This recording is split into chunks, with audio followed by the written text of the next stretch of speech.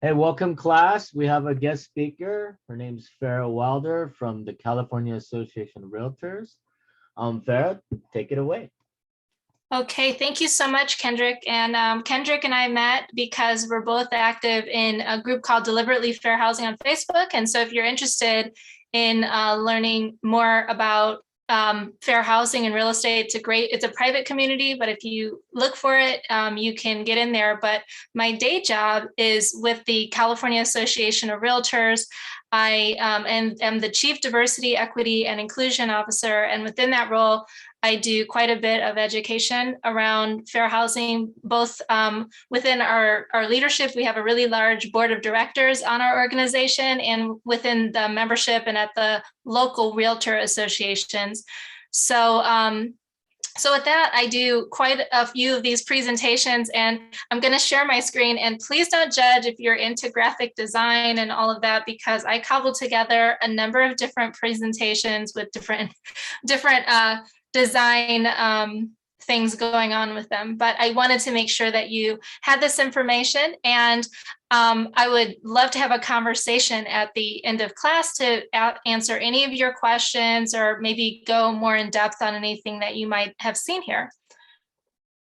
So let's see, I'm going to find the screen that I'm sharing.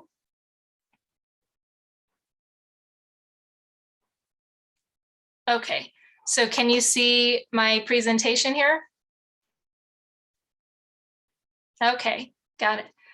So first, I think it's really a good idea to get a definition of the main terms we're going to cover in a presentation. So we're going to talk about fair housing, and fair housing is the laws, policies, and practices prohibiting discrimination on the basis of individual or group demographics. And fair housing laws may seek to, or fair housing initiatives may seek to address policies that tend to have more negative impact on groups that have historically been discriminated against. And sometimes fair housing would encompass laws or policies intending to address the legacy of once legal discrimination or segregation. So realtors and fair housing, I'm looking at the bottom of the slides are numbered, so please don't pay attention to that because we're gonna go all over the place. But realtors and fair housing, and I understand that realtors are a particular subset of real estate agents. Most real estate agents, if they're doing a lot of residential real estate, will become a member of the Realtor Association. But since I work at the Realtor Association, I'll often use the term realtors.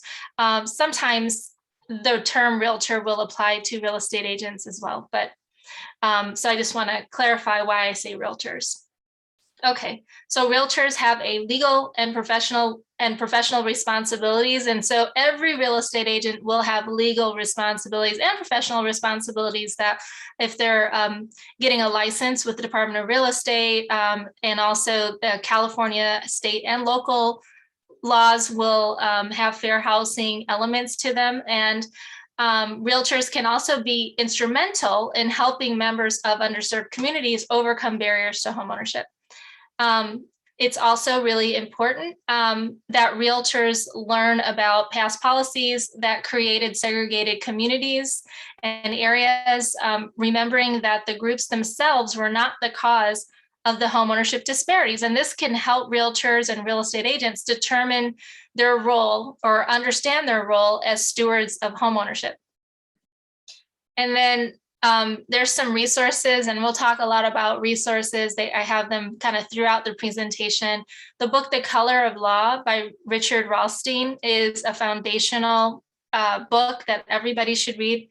And there's links here, and I'll download this presentation and give it to Kendrick, but there's a website from UC Berkeley's Othering and Belonging Center that goes into the terrible history actually of realtors in exclusionary practices and discrimination in the past. And we don't sugarcoat this, we acknowledge it, because once you know better, you can do better. So we're talking about that a lot.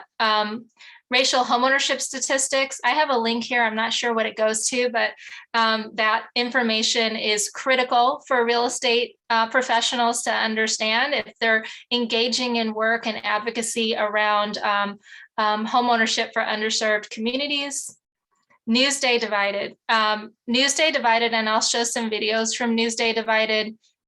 Newsday is a news outlet in Long Island, New York, and they did an expose of real estate agents where they sent fair housing testers, and it's kind of like a mystery shopping thing where a nonprofit or other entity will test. It's called testing real estate agents.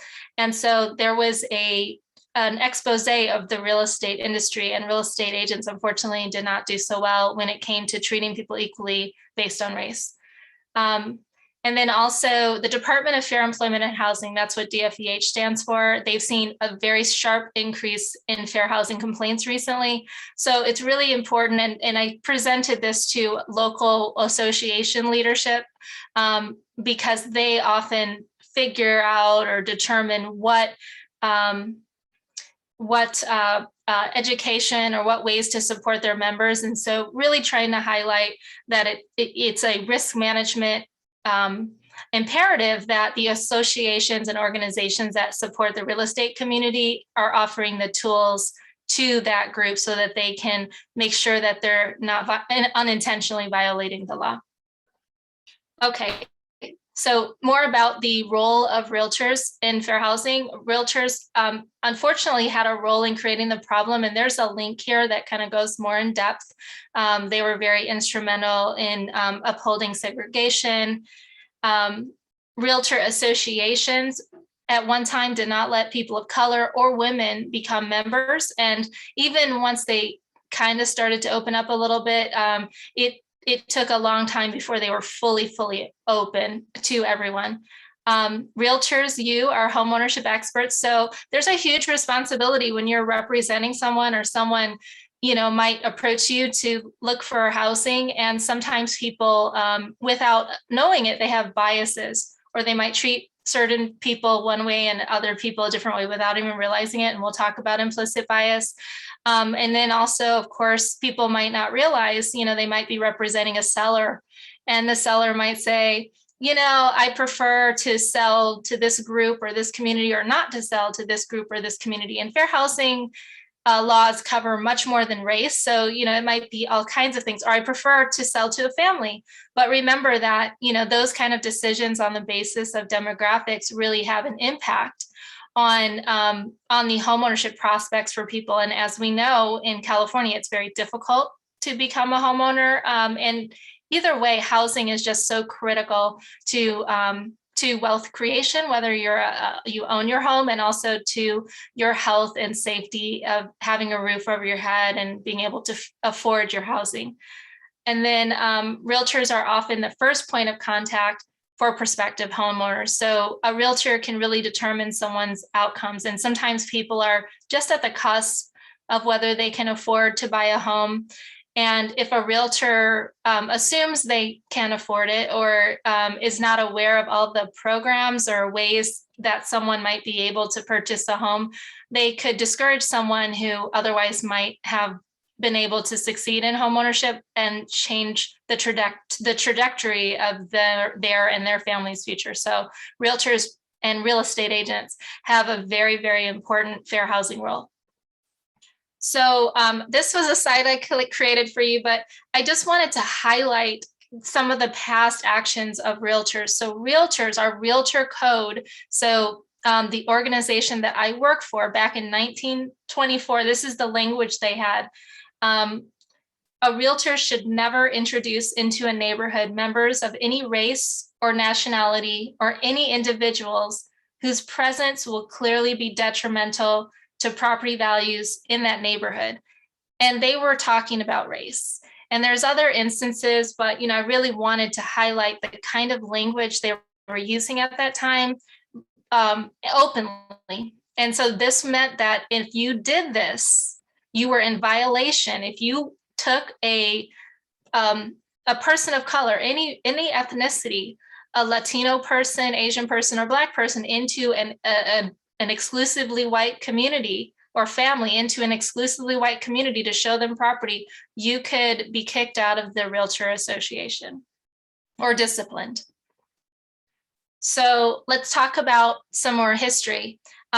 So based on some of the practices that were already happening within the real estate industry with realtors and appraisers, around the Great Depression, the federal government decided that they wanted to help homeowners or help people become homeowners. And also after World War I and World War II, there were these baby booms and people were coming back from wars. So the federal government really got involved around those times in trying to figure out how to finance home construction and people to buy homes. And when they did that, they decided to assess the risk of people buying homes. And so they wanted to make sure that if they were going to loan a certain amount of money, that the person was going to be able to pay it back. And how they, at that time, looked at risk was, you still have the assessment of risk based on property condition. We have appraisers now who will say, oh, we think this, we don't think this, I don't think this property is worth what they're paying for it. So that certainly was a part of it back then, but a big part was the racist belief, actually, that people of color in a community were bad for property values and risky. And evidence, even at the time collected, showed that actually people of color, Black people, were probably had maybe a bit even a better track record of paying their mortgage. But there was that belief that communities of color and integrated communities would be risky. And so they put in place policies at the federal level that made it difficult or impossible to get financing to purchase in integrated or communities of color at the time.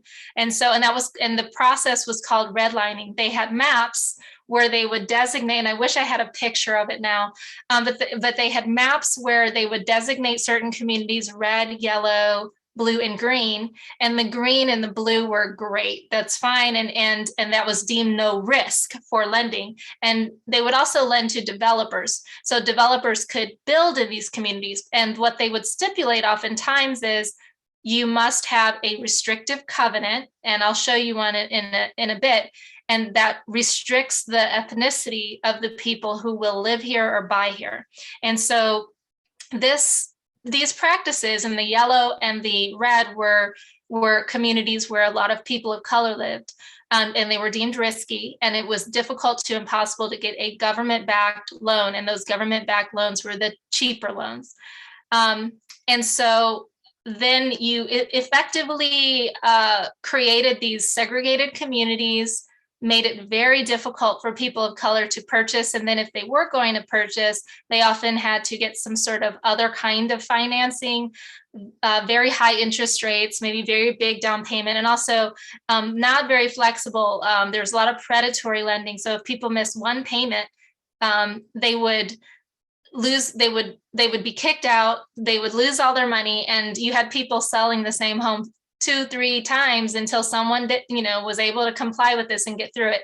So anyhow, that was happening to people of color, really making it so that they weren't getting the benefit of these great, cheap, easy loans and all of these new suburban communities that were being built at the time, or even not so suburban. Some of them were in major cities.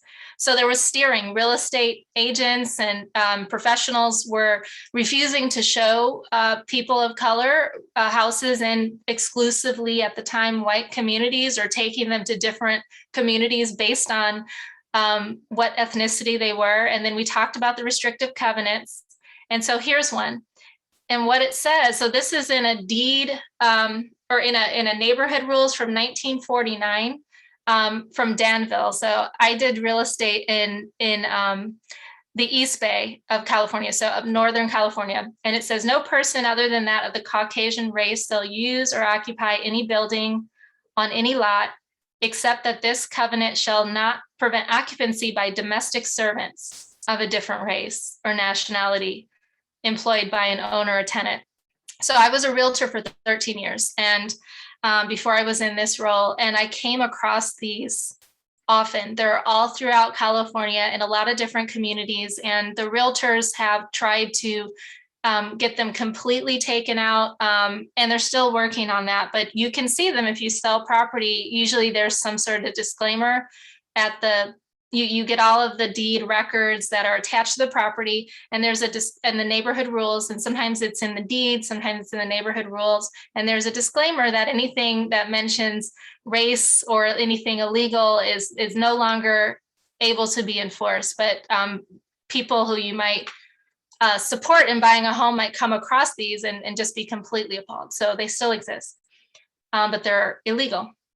So anyhow, at the time, other things that were creating these layers of inequality was also, that there were entire towns, communities that said, if you are a person of color, or sometimes certain religions, that you better leave before the sun goes down, or you will be, I should have linked to it, I'll link to it when I send it to Kendrick, or you will violently, have to leave, we'll terrorize you until you leave. There were whole entire communities of color, Asian communities throughout Northern California, Black communities that were where someone would threaten the community and tell them they had to leave and burn the entire community down. And, or, a lot of terrorism happened during certain eras, and actually not too long ago. Also, realtors were involved in some political actions that basically there was a Rumford Act, and the Rumford Act came about in the 60s. And it was a Berkeley state senator. And what he wanted to do was to put a law in place that banned discrimination in housing in California. And the realtors actually put a constitutional amendment, Article 14, they advocated and lobbied for, and I have documents linked that show their lobbying efforts to actually overturn that law. So realtors did really terrible things in the past because their argument was that this is a person's right to sell to who they want to. They should not have any government or legal restriction to do what they wanted to do. So that was the argument at the time. And then there was other layers of discrimination that made it even more difficult for people of color to be able to get into homeownership, education discrimination, job discrimination, policing. So lots of things going on in, I would say, through the 70s and beyond, but primarily through the 70s. So modern fair housing issues. So we still have fair housing issues just because we have laws, and in California we have some very strong fair housing laws, but federal laws and California laws doesn't mean we don't still have issues. So implicit bias is a big issue. Implicit bias is, and I should have defined it here, but that is, so bias flies below the radar. We all have it. It's kind of how your brain kind of comes to a quick judgment or stereotype. And implicit bias, if it's not examined or if you don't understand it, and if you're dealing with the public, you might treat different people differently without realizing it, because we all kind of have that tendency and we all do that. So realtors really need to be, and real estate agents need to be aware. Gentrification is a big topic. There's a lot of communities that are less expensive, and they may be that formerly redlined community. Communities of color where people were relegated to live, they tend to be a little less expensive right now. And as California gets more expensive, and sometimes they're centrally located, you get a lot of pressure on those communities, and those folks may have been economically disadvantaged for many years. So there's issues around gentrification. Predatory lending. Some communities are more subject to lenders who will prey on them. To this day, there was a predatory lending case within recent years out of Redwood City involving the Latino community. And during the housing crash, the mortgage meltdown, the recession that happened, I guess starting in about 2007, 2008, a lot of the loans that were exploding at the time were targeted towards communities of color. And it's a longer story, but you find that people of color got foreclosed on at a much higher rate, and some of it had to do with them being targeted for these kinds of loans.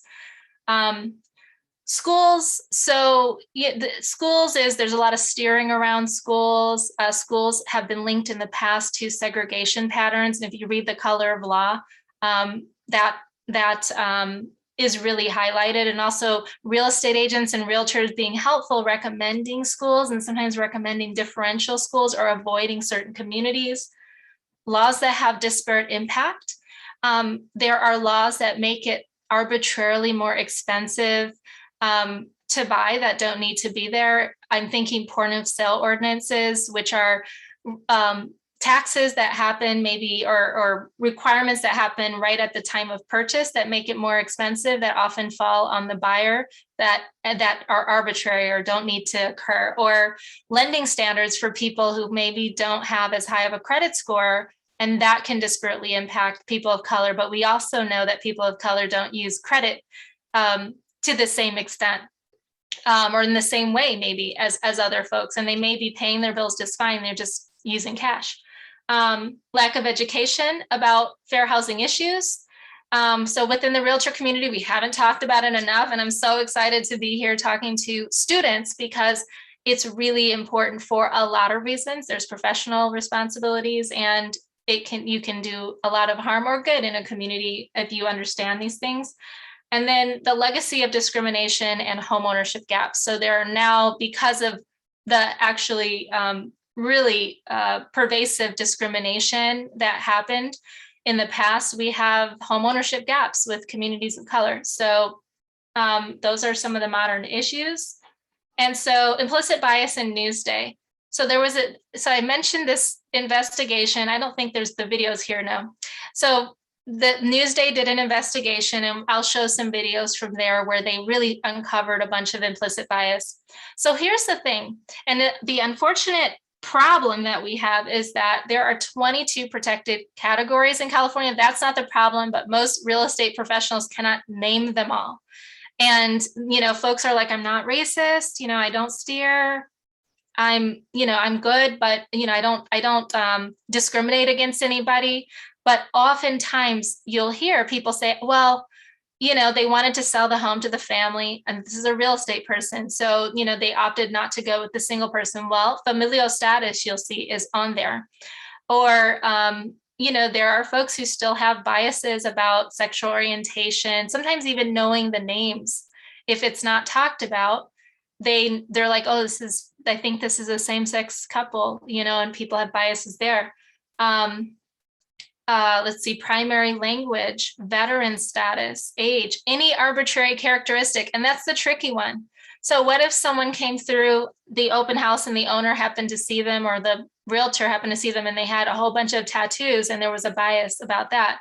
And criminal history and source of income oftentimes come up in the rental context. Still really important to be aware of. And criminal history is not every criminal history, it's just certain aspects. So really important, especially for people who do property management, to understand the nuances there, but for everyone to have a general working knowledge of that these categories exist.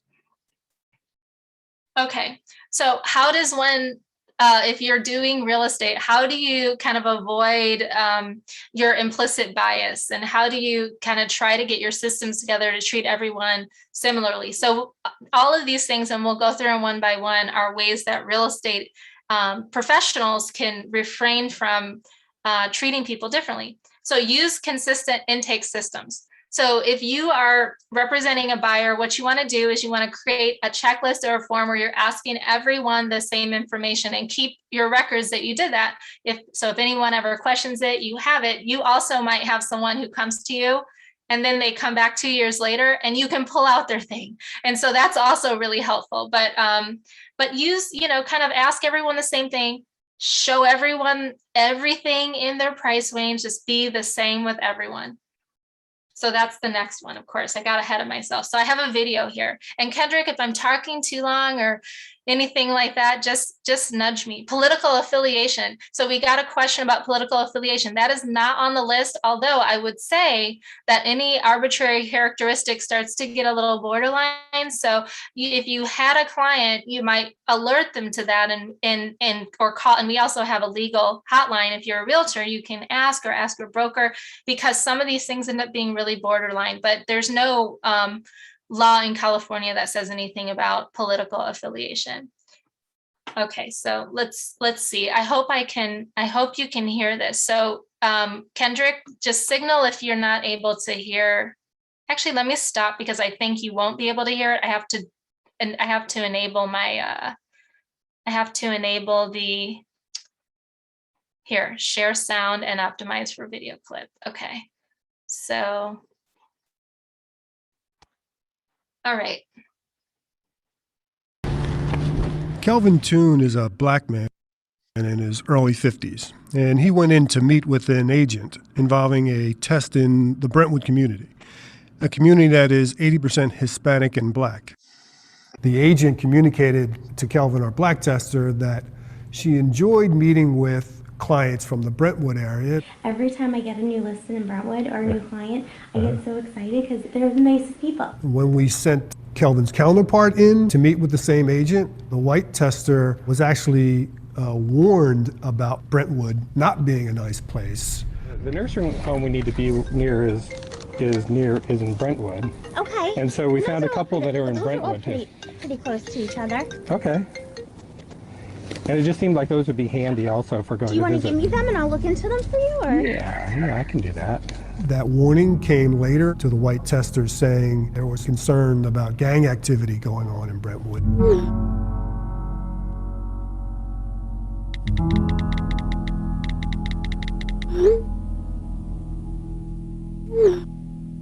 This agent wanted the white tester to know, but that information wasn't provided to Kelvin, the black.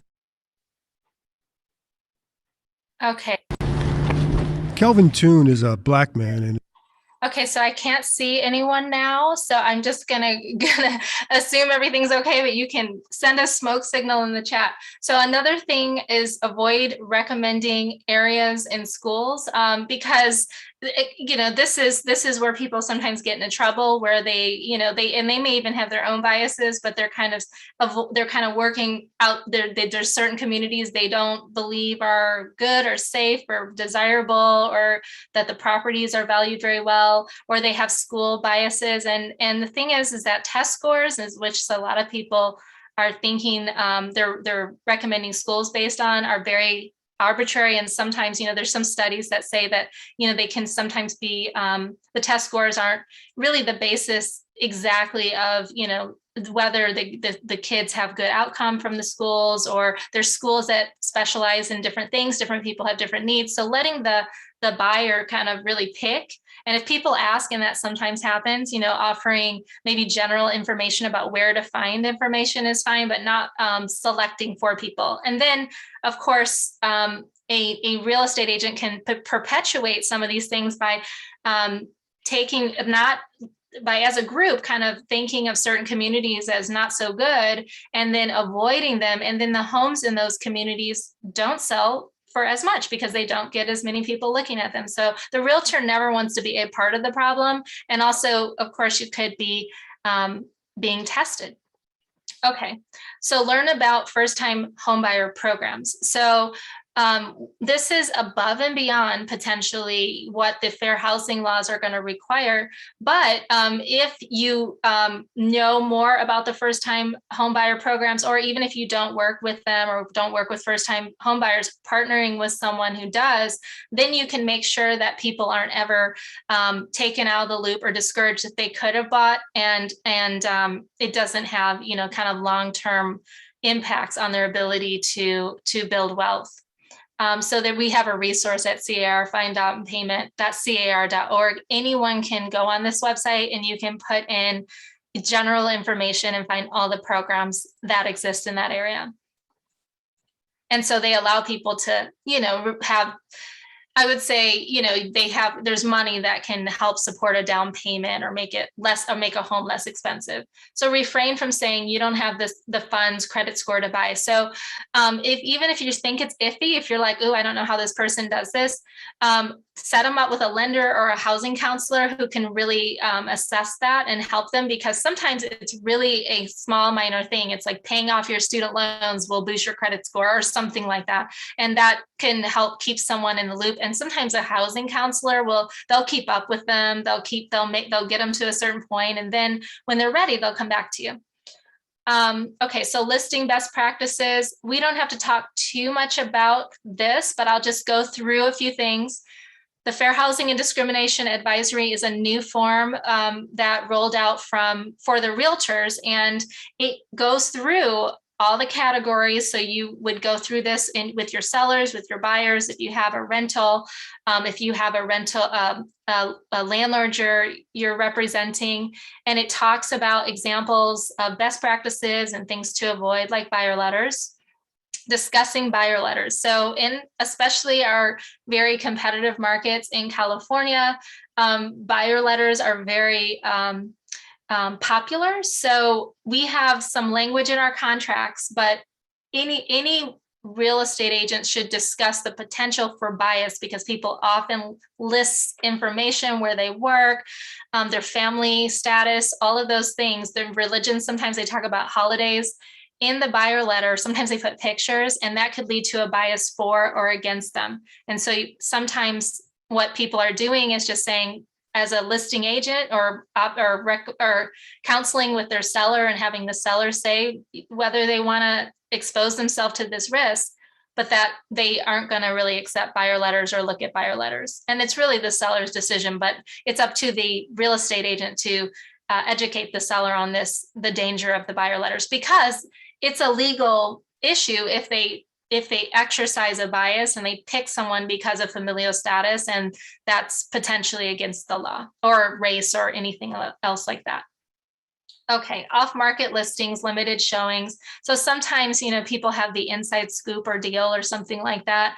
But I would say that, let's just say you had a buyer and you said, you know what, I know of a property you can get, and you just kind of show them that, and maybe not everything. After the fact, they may feel like they were steered, or that it was an inside deal, or that they maybe didn't have to pay what they paid. On the seller side, if you have a seller and you say, oh, you don't have to get your house ready, or they seem overwhelmed by that, just sell it offline.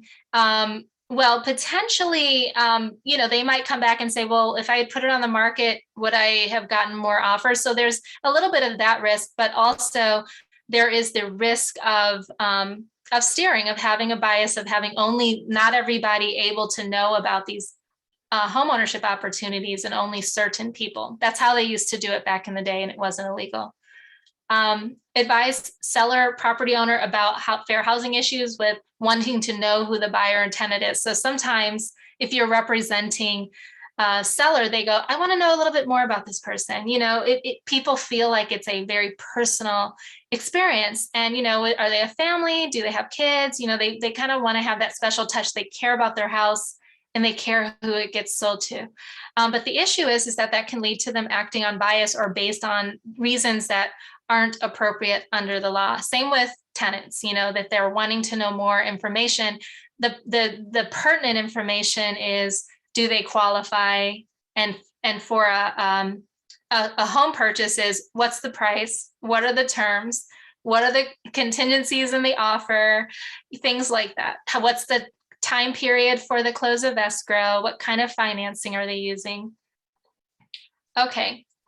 So general advice, learn about implicit bias, take courses on implicit bias, and it's a constant thing. It's not like one course, so make sure you don't have any bias. You're constantly learning. Use inclusive language in marketing. So if you have listings, not suggesting that, you might have a preference for certain religions, like it's close to a synagogue. Well, if you said that, someone might think that, the seller is preferring Jewish people, and they may not be, but think about the things. Are you saying it's walkable? This is a great family home, things like that.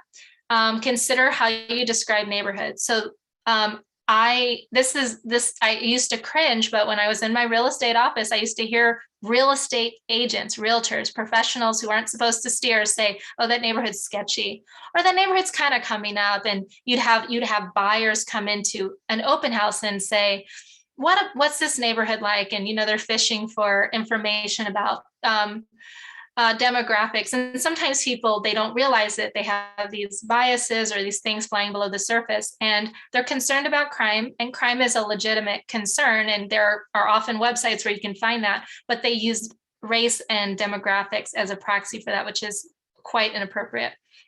So just be careful as you're talking about neighborhoods, because it can discourage people from looking. It can create a bias for or against. And also we might have our own biases about certain communities that it may be important to unpack. Okay, so language to avoid. So another Newsday, they were able to secretly record people in New York. You can't do that in California. But in New York, you can record people even if they don't know it. And fair housing testers do this, and it actually helps them enforce the law. So we don't have that in California, but we do have data from what happened in New York.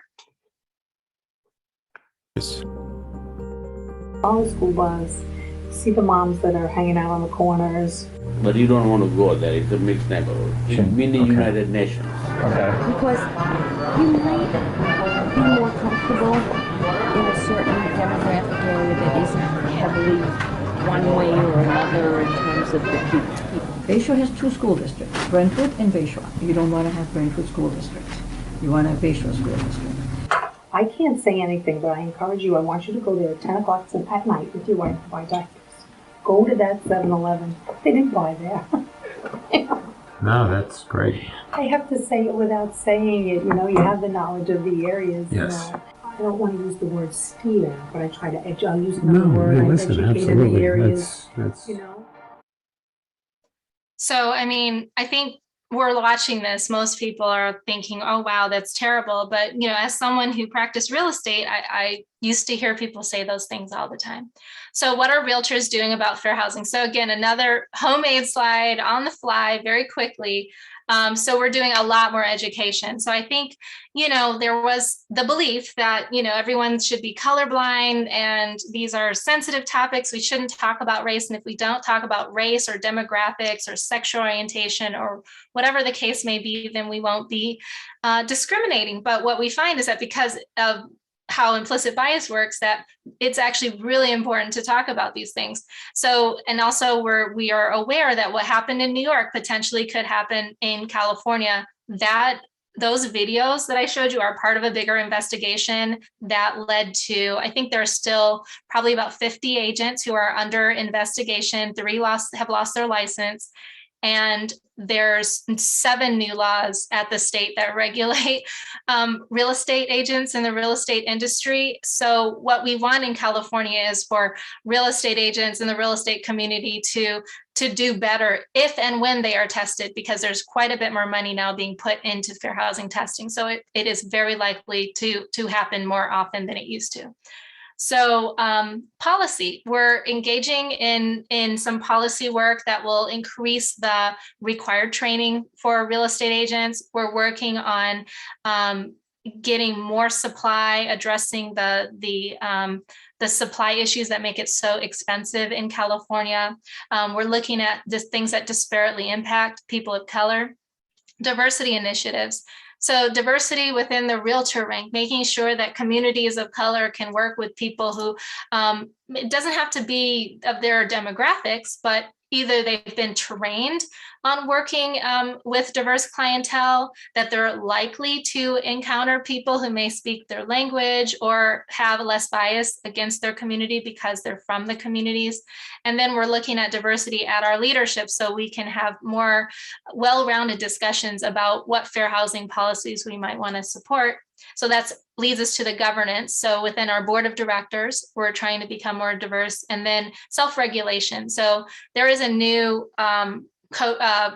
provision of our code of ethics that actually bans hate speech. So in your private time. So before the Realtor Code of Ethics was only during, regulating what realtors would do professionally while they were engaging in real estate transactions or with clients.